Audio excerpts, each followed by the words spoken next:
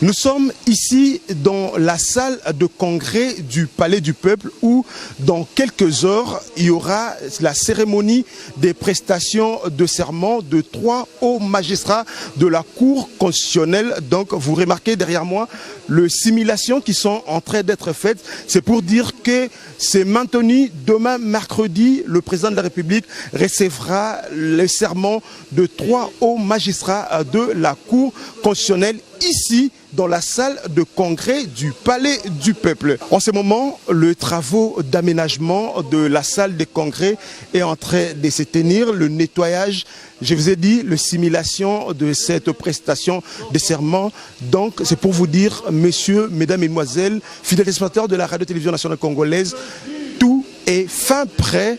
Demain, 11h, le président de la République recevra le serment de 3 hauts magistrats de la Cour constitutionnelle depuis la salle de congrès du Palais du Peuple.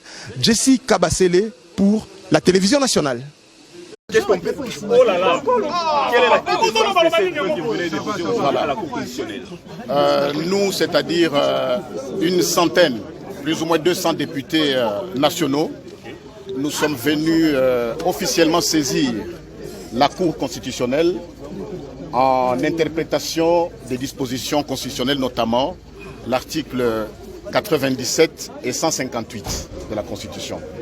Comme vous le savez, le 17 juillet 2020, le président de la République, chef de l'État, a pris un certain nombre d'ordonnances dans le secteur de l'armée, mais également dans l'administration civile et militaire, mais aussi dans le domaine des services du portefeuille de l'État.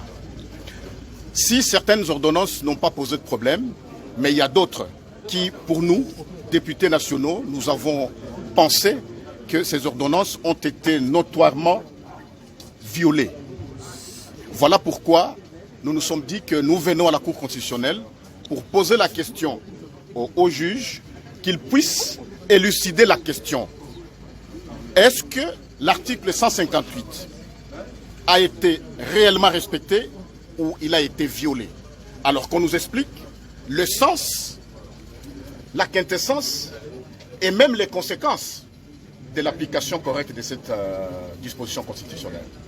Mais aussi, en attendant que la suite nous soit réservée par rapport à notre saisine, que la Cour constitutionnelle puisse sursoir, je dis bien, la cérémonie des prestations de serment de ces hauts juges. Voilà pourquoi nous sommes venus ici, en ce lieu. Au cas où la Cour n'arrive pas à sursoir cette cérémonie, vous participerez ou pas? Nous ne pensons pas que la présidente de la République va passer au forcing. Parce que, comme vous le savez, le peuple congolais a besoin de la paix, de la concorde nationale. Et nous ne voudrions pas, nous, assister à de telles cérémonies où les députés nationaux sont absents, parce que je tiens à vous signaler que les membres du bureau de l'Assemblée nationale, mais aussi du Sénat, sont allés signifier aujourd'hui au service de protocole et même à la direction de cabinet du chef de l'État que le bureau ne sera pas là. Et nous, comme députés du FCC, nous ne serons pas présents parce que nous pensons que cette question doit préalablement être vidée par la sagesse des hauts juges, parce que nous n'allons pas nous contredire. Que ce soit au niveau du gouvernement, je crois que vous avez suivi le Premier ministre, il avait fustigé que son contre-saint n'avait pas été respecté. Et nous, comme députés, nous pensons vraiment que l'article 158 a été violé. Voilà pourquoi nous demandons que la Cour constitutionnelle puisse, la Cour constitutionnelle puisse vraiment nous éclairer avant que nous puissions passer à une autre étape. Parce que nous sommes législateurs et nous sommes également, nous contrôlons également l'exécution des lois ainsi que des textes et règlements. Au cas où le président de la République procède au forcing, quelle serait votre réaction? Non, merci beaucoup.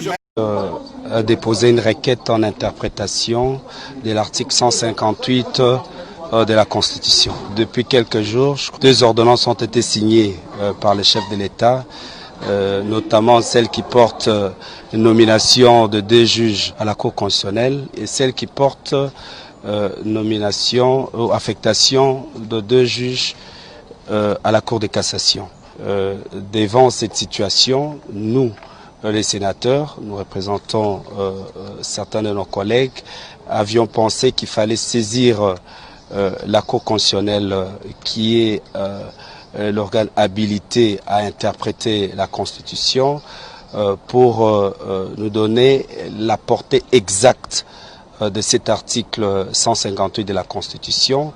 En fait, savoir si les 2 ordonnances dont je fais allusion tout à l'heure, le 20-008 et 20-116, sont conformes à l'esprit et à la lettre, n'est-ce pas, de l'article 158 de la Constitution. Et bien entendu, en déposant cette requête, nous pensons que toute autre activité sera suspendue. Parce que avant que l'on ne parle de prestation de serment de 2 juges de la Cour constitutionnelle, nous pensons qu'il faille d'abord que la Cour constitutionnelle interprète cet article et surtout sa portée.